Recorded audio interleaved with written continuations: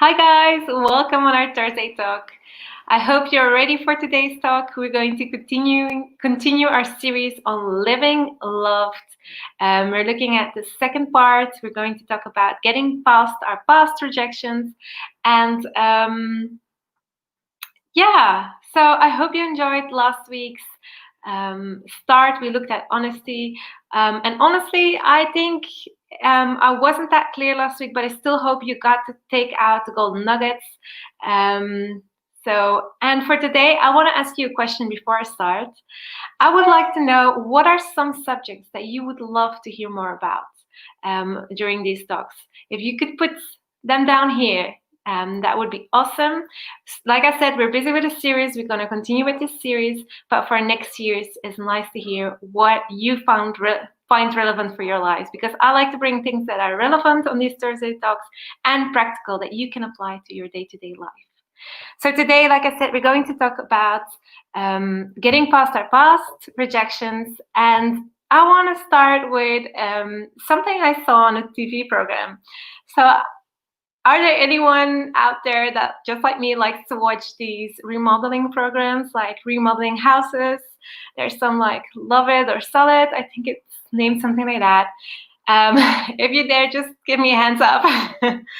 I love those programs. And I was watching an episode of a couple that had a holiday home, and they were busy reforming it for over 10 years. Can you imagine that? Reforming it, and it was still not finished. So they called in some help from the team. And here's the thing that I want you to, that I really want to give the example that's in here. So when the team looked at the house, they saw places inside the house that were really nicely remodeled already. It was fancy and nicely done, and they were really impressed and thought they're going to have an easy job this time. But then the team took a deeper look and actually looked at the foundations of the house, the structural part, and they noticed that some very, very important foundational pillars that actually hold the building up were missing underneath the house. And the owners had actually put extra floors on it and extra weight on the house. And the team that came in to help them was so shocked. So they called in the owners and said, did you know that your house is missing some really crucial, I forgot the name, guys, these foundational poles that holds up the house. And here was the most shocking part. The owner said, yes, I do know that. And you know what? I just wanted to remodel first inside. And then, after a while, I was going to get there to those foundational parts. But, that's hard work, and it's costly. It's not nice work. So I was kind of postponing it. But the shocking thing is that house could collapse at any moment. And so why am I telling you this story? Don't worry, the house didn't collapse and it all came out perfectly beautiful. But I'm telling you this because often our lives are like that. We want to add things to our life. We want to add responsibilities. We want to be more influential. We want to do more things, see more things in our lives, but we don't want to really dig deep and do that hard, dirty work, costly work of digging deep and looking what's going on inside of us, and really healing some past things. And that is what I want to talk about today.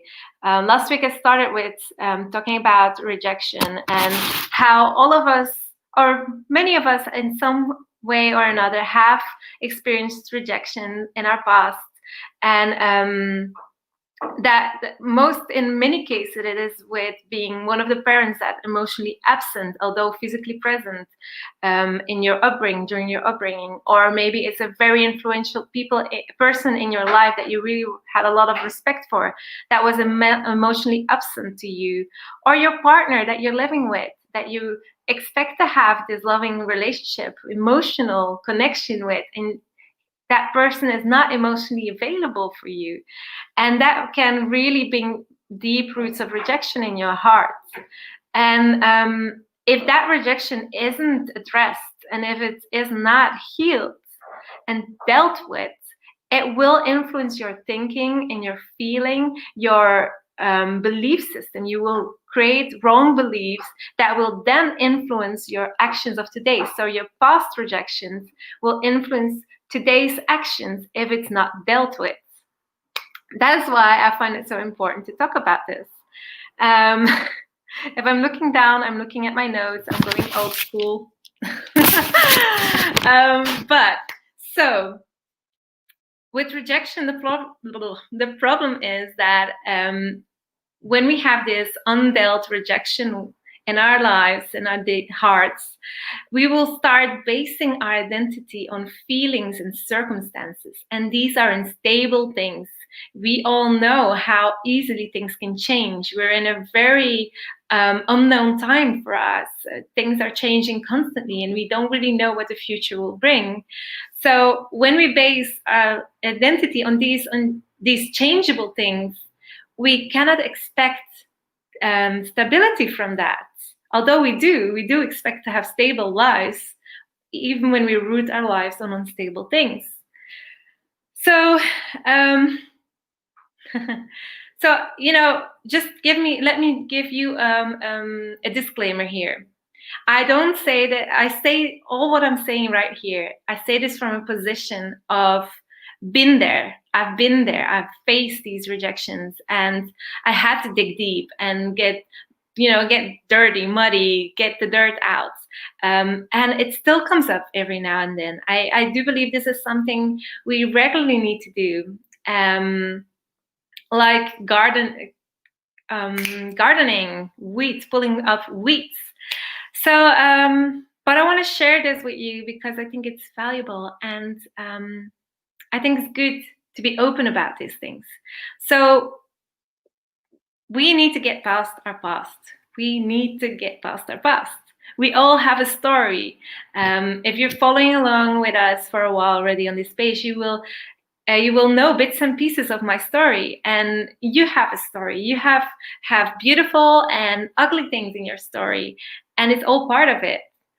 But we need to filter out the good from the bad and throw the bad out. Keep the good, but throw out the bad things from your story, from your past.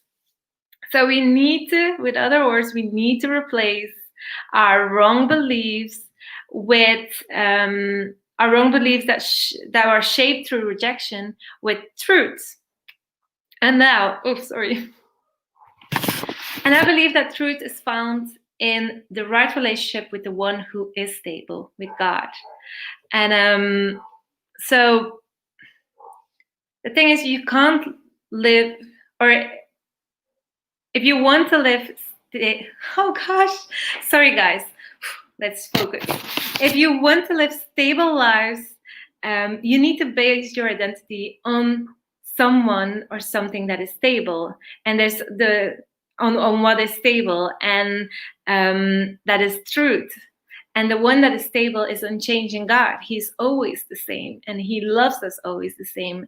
And this is where our worth is in. No matter what rejection you faced, our worth is in the price that was paid for us. We were paid with a price.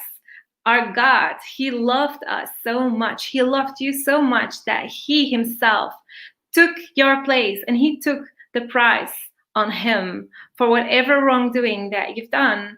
And he paid it with his own life. It was a really high price that he paid. And he did it willingly because he loved you, and he thinks you're valuable, and he wants you.